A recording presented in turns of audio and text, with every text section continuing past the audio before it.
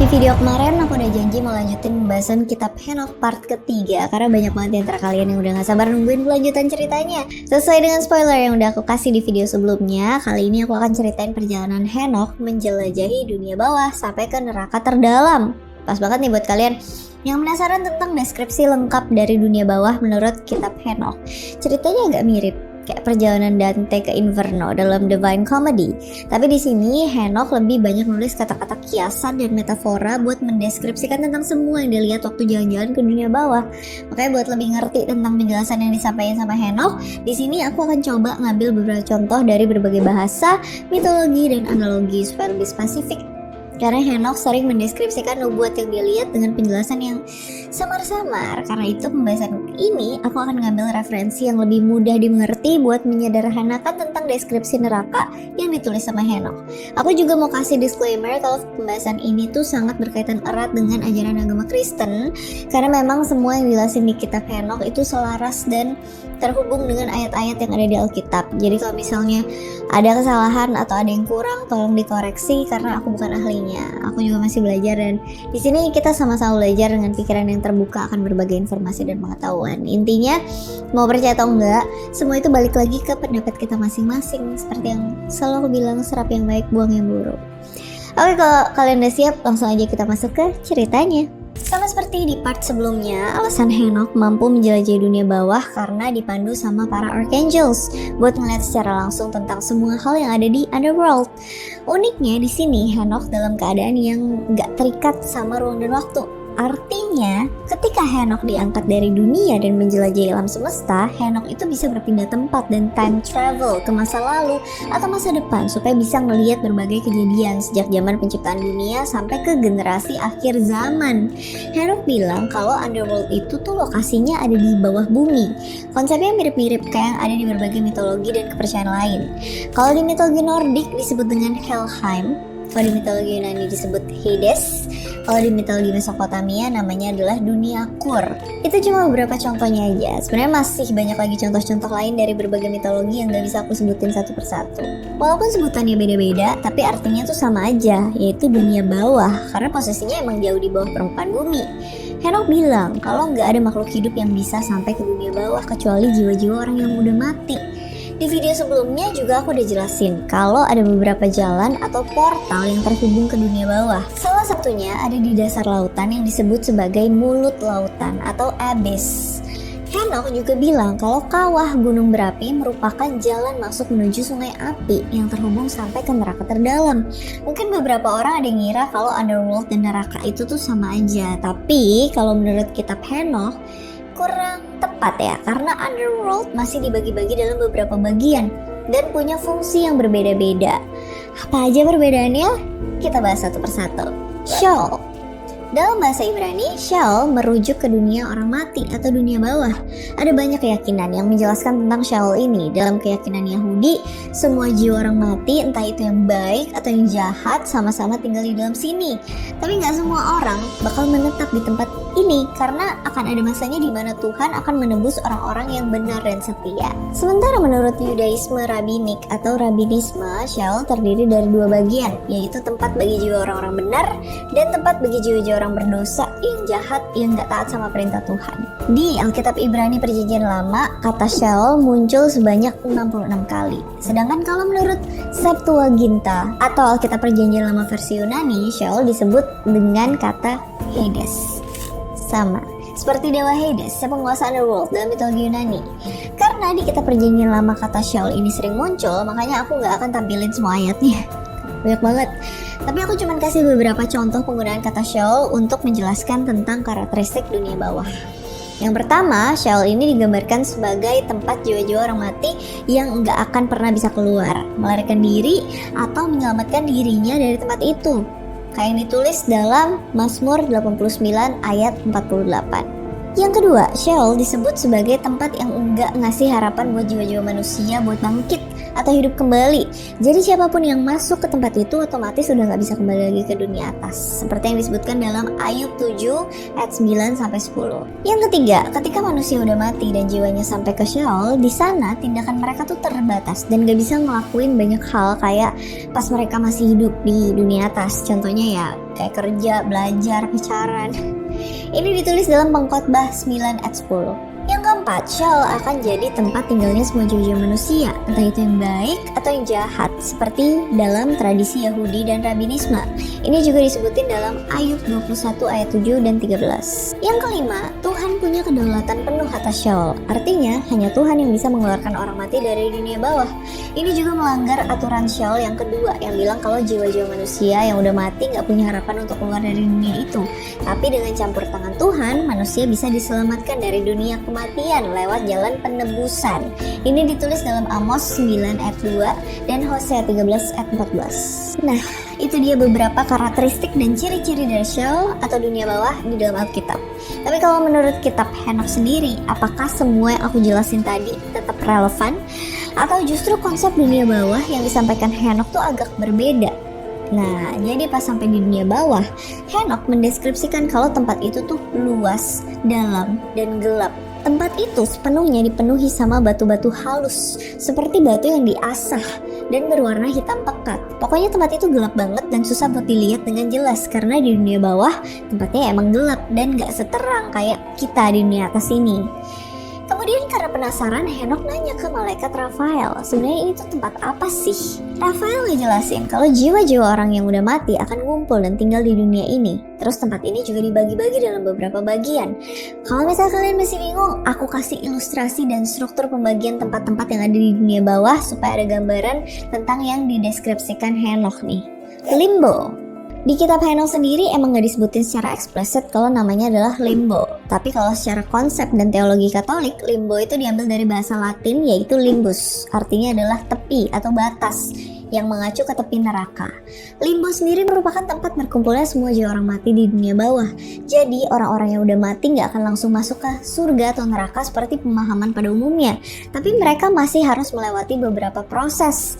Di dunia itu ada tempat-tempat yang disediain buat nampung jiwa-jiwa manusia. Walaupun nama tempat itu gak disebutin sama Henokh, tapi buat memudahkan penyebutannya, aku sebut aja dengan limbo karena konsepnya tuh agak mirip. Menurut para teolog abad pertengahan, limbo terbagi jadi 3 bagian, yaitu limbo of the fathers, limbo of the infants, dan neraka, atau kalau di Divine Comedy disebut dengan inferno. Limbo of the fathers adalah tempat tinggalnya para leluhur yang gak bisa masuk surga karena masih ada dosa asal yang diturunkan dari Adam.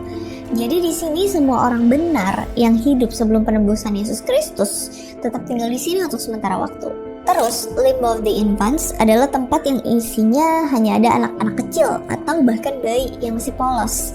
Tapi mereka udah mati di usia yang sangat muda, entah itu karena kecelakaan, digugurin, atau dibunuh. Walaupun anak-anak ini belum mengenal dosa, tapi mereka udah punya dosa asal, jadi mereka belum bisa masuk surga. Jadi di limbo, mereka nggak akan dihukum, cuma nunggu aja di situ sampai hari penebusan. Ini tolong dikoreksi kalau salah ya. Oke, kita balik lagi ke kisah Henokh nih. Jadi setelah Henokh sampai di Sheol, dia ngelihat kalau tempat itu juga dibagi-bagi dalam beberapa bagian, mirip kayak limbo. Tapi di sini Henokh tuh emang nggak nyebutin nama-nama tempat itu. Dia cuma jelasin dengan mendeskripsikan kalau 3 tempat itu berfungsi buat misahin jiwa-jiwa orang baik, orang jahat, dan orang-orang yang jadi korban pembunuhan atau kekejaman dari orang jahat selama dia masih hidup. Nah, ini sesuai dengan ciri-ciri Sheol yang keempat, yaitu semua orang baik dan orang jahat akan tinggal di dalam Sheol, tapi dipisah dalam beberapa bagian. Walaupun kitab Henokh nggak nyebutin nama tempatnya, tapi di sini aku akan membedakan nama ketiga tempat itu sesuai dengan konsep yang ada di berbagai kepercayaan. Asphodel. Di antara ketiga tempat yang dilihat Henokh, ada satu tempat yang kelihatan sangat indah dan beda banget dari 2 tempat lainnya, karena hanya tempat itu yang di dalamnya ada mata air. Terus di atas tempat itu ada cahaya terang yang menyinari jiwa-jiwa manusia. Terus Henokh nanya ke Rafael, kenapa tempat ini tuh kelihatan berbeda dan terpisah dari tempat yang lain? Habis itu Rafael bilang kalau itu adalah tempatnya jiwa-jiwa orang benar atau orang baik yang semasa hidupnya nggak ngelakuin hal-hal jahat. Meski begitu, mereka tetap aja orang-orang yang punya dosa, walaupun kelakuan mereka lebih dominan ke arah yang baik. Alasannya ya karena nggak ada satupun manusia yang luput dari dosa. Bahkan sejak lahir, manusia tuh udah punya dosa, turunan dari Adam. Makanya tempat ini masih jadi bagian dari limbo. Henok bilang kalau tempat ini tuh sangat spesial karena jadi tempat yang paling indah dan paling nyaman di dunia bawah. Aku nyebut tempat ini dengan sebutan Asphodel karena konsepnya mirip sama yang ada di mitologi Yunani. Nama Asphodel sendiri diambil dari Taman Asphodelus yang melambangkan keindahan dan kesuburan. Di mitologi Yunani sendiri, padang Asphodel digambarin sebagai tempat yang paling indah di dalam Hades atau Underworld. Asphodel juga tempat tinggal bagi jiwa-jiwa yang netral, yang semasa hidupnya gak berbuat jahat, tapi juga gak selalu baik. Jadi ya sifatnya tuh seimbang. Beberapa penyair Yunani bilang kalau sebelum jiwa-jiwa orang mati masuk ke padang Asphodel, mereka harus minum air dari sungai Lethe supaya ingatan dan identitas sama mereka dihapuskan. Ini juga mirip dengan apa yang dideskripsikan sama Henok, kalau hanya tempat itu yang punya mata air. Erebus. Abis dari tempat pertama, Henok terus pergi ke tempat yang kedua, di mana malaikat Rafael jelasin kalau tempat ini dibuat untuk jiwa-jiwa manusia yang dipenuhi kesedihan dan selalu meratap untuk menuntut pembalasan karena mereka adalah orang-orang baik yang jadi korban kekejaman dari orang-orang jahat. Makanya jiwa mereka tuh selalu mengeluh dan mengungkapkan kehancuran ketika mereka dianiaya atau dibunuh secara tidak adil. Di antara jiwa-jiwa yang tinggal di tempat itu, ada satu jiwa yang suara ratapannya paling keras di antara jiwa-jiwa yang lain. Bahkan saking kerasnya, Henok bilang kalau suaranya terdengar sampai ke surga. Makanya Henok nanya ke Rafael, jiwa siapakah itu yang suaranya sampai ke surga dan beratap? Rafael bilang kalau itu adalah jiwanya Habel yang mati karena dibunuh sama Kain, kakaknya sendiri. Di kitab Kejadian dijelasin kalau Kain dan Habel itu keturunannya Adam yang mempersembahkan hasil kerja mereka kepada Tuhan. Tapi Tuhan lebih memilih persembahannya Habel. Makanya Kain jadi cemburu terus membunuh Habel. Padahal Habel kan sebenarnya gak salah apa-apa ya. Karena itu jiwa Habel di tempat ini tuh selalu meratap dan mengeluh tentang perbuatan jahat Kain. Di sana Habel terus menuntut pembalasan supaya Kain beserta keturunannya dihancurkan dan dimusnahkan dari muka bumi. Ini juga ditulis dalam Kejadian 4 ayat 10-11. Aku nyebut tempat yang kedua ini dengan sebutan Erebus karena dalam bahasa Yunani, Erebus artinya adalah kegelapan atau kesuraman. Penyair Yunani kuno yang bernama Homer dalam karya Iliad menyatakan kalau Erebus itu termasuk salah satu tempat yang ada di Underworld. Terus yang tinggal di dalam Erebus yaitu para dewi pembalasan dendam yang disebut Erinyes. Tugas Erinyes yaitu untuk mendengarkan semua pengaduan dan kesedihan yang disampaikan sama para manusia baik yang jadi korban dari tindakan kejahatan orang-orang berdosa. Setelah itu Dewi Erinyes akan membalaskan dendam orang baik dan menghukum semua tindakan orang-orang jahat menurut perbuatannya. Konsepnya mirip kayak Habel dan jiwa-jiwa lain yang jadi korban kejahatan, sehingga mereka meratap dan mengadu ke Tuhan karena ketidakadilan yang mereka rasakan di dunia. Intinya, tempat yang kedua ini tuh dipenuhi dengan kesuraman dan kesedihan, sesuai dengan deskripsi Erebus dalam tradisi Yunani kuno. Abadan. Abis dari tempat pertama dan kedua, Henok sampai di tempat yang ketiga. Di sana Rafael bilang kalau tempat ini diciptain untuk jiwa-jiwa manusia yang gak benar dan selalu berbuat dosa. Jiwa-jiwa ini selalu melakukan berbagai kejahatan selama mereka hidup di bumi. Makanya di sini jadi tempat dimana semua jiwa orang jahat berkumpul. Tentu aja tempat yang ketiga ini tuh beda dari sebelumnya karena di sini tuh tempatnya lebih ngeri dan gak ada bagus-bagusnya sama sekali. Tapi mereka kudu nunggu di tempat mengerikan itu sampai hari besar penghakiman. Jadi kalau misalnya mau dibandingin, masih lebih baik tempat pertama dan kedua. Bisa dibilang jiwa-jiwa manusia yang tinggal di tempat ini tuh udah gak punya harapan karena mereka gak akan dibangkitkan dari kematian. Beda sama jiwa-jiwa manusia yang tinggal di tempat pertama dan kedua karena mereka akan dibangkitkan di hari kebangkitan yang pertama dan mereka gak akan dihukum di hukuman yang abadi. Intinya di dunia bawah tuh cuma ada dua perbedaan besar yang menentukan nasib manusia, yaitu nasib orang-orang benar dan orang-orang jahat yang terjadi di hari penghakiman besar. Kenapa aku nyebut tempat ini dengan nama Abadan? Karena dalam bahasa Ibrani berarti kehancuran, malapetaka atau kebinasaan. Di Alkitab juga ada beberapa ayat yang nyinggung tentang tempat ini. Beberapa di antaranya bisa kalian lihat di sini, di Amsal 27 ayat 20, Ayub 26 ayat 6, Mazmur 88 ayat 11, Amsal 15 ayat 10-11. Intinya Abadan itu tempat kebinasaan untuk manusia-manusia yang jahat dan berdosa. Lalu setelah hari penghakiman besar, orang-orang yang tinggal di Abadan akan dipindahkan ke hukuman yang abadi, yaitu di kematian yang kedua atau lautan api. Tartarus. Udah gak asing lagi, pasti jamin deh sama tempat yang satu ini. Di Alkitab terjemahan Septuaginta, kata Tartarus sempat muncul di beberapa ayat yang diartikan sebagai tempat yang gelap atau tempat kekelaman. Beberapa ayatnya bisa kalian lihat di sini. Yuda 1 ayat 6, Yuda 1 ayat 13, 2 Petrus 2 ayat 4. Waktu nyampe di Tartarus, Henokh mendeskripsikan kalau di tempat itu nggak ada apa-apa. Nggak ada langit, nggak ada bumi, nggak ada air, nggak ada hewan ataupun manusia, cuma tempat kosong dan gelap. Tempat itu juga punya aura yang mencekam dan mengerikan karena Henokh melihat 7 fallen angels yang diikat jadi satu, terus dikurung di dalam kegelapan Tartarus. Setelah itu Henokh nanya ke para malaikat, karena dosa apa para fallen angel itu diikat dan dikurung di tempat ini? Terus malaikat Uriel bilang kalau mereka dihukum karena melanggar perintah Tuhan. Makanya mereka diikat di tempat ini selama 1000 tahun. Henokh juga dikasih penglihatan kalau di antara ketujuh malaikat itu ada satu malaikat yang pertama kali jatuh ke bumi. Namanya adalah Azazel.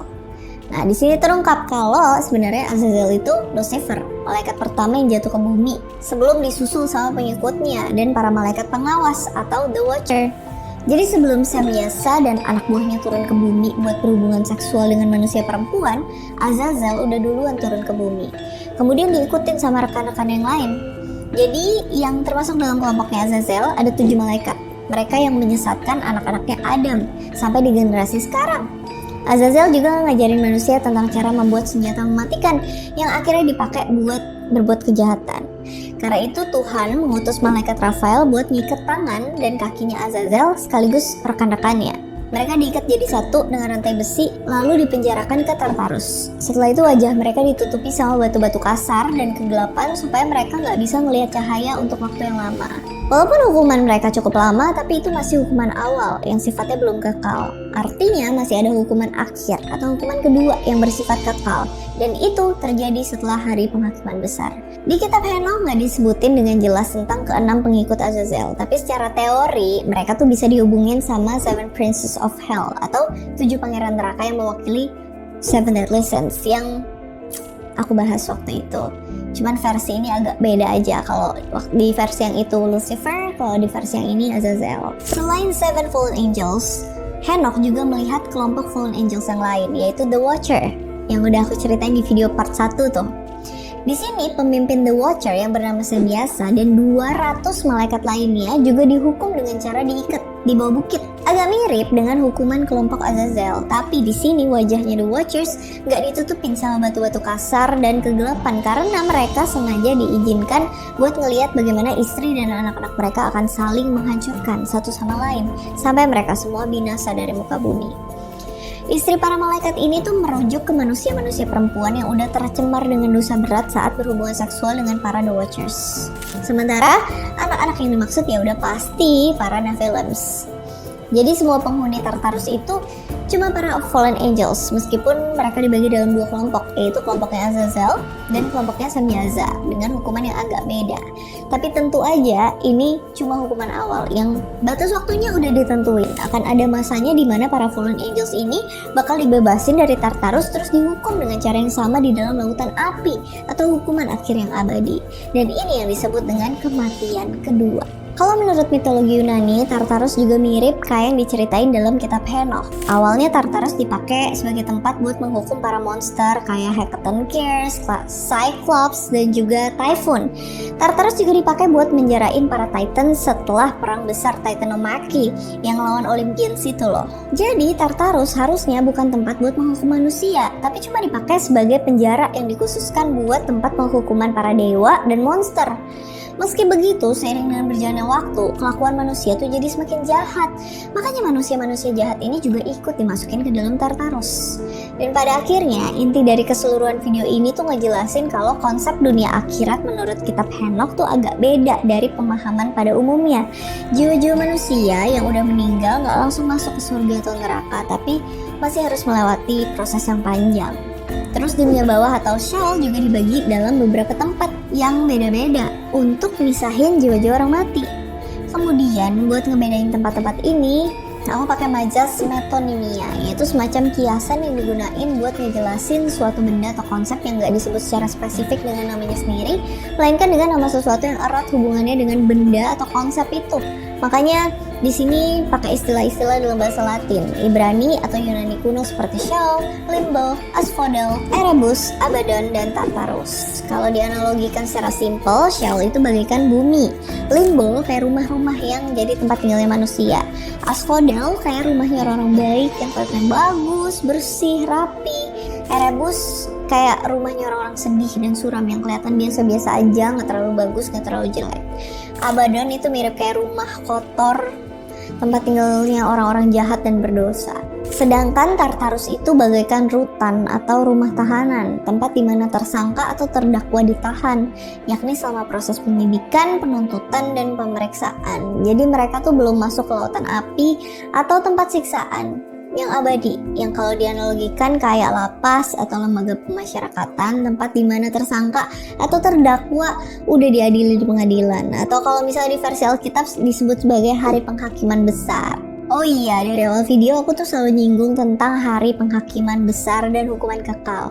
Nah, itu akan aku bahas dengan detail di part selanjutnya, karena di sini aku cuma fokus ke pembahasan tentang dunia bawah.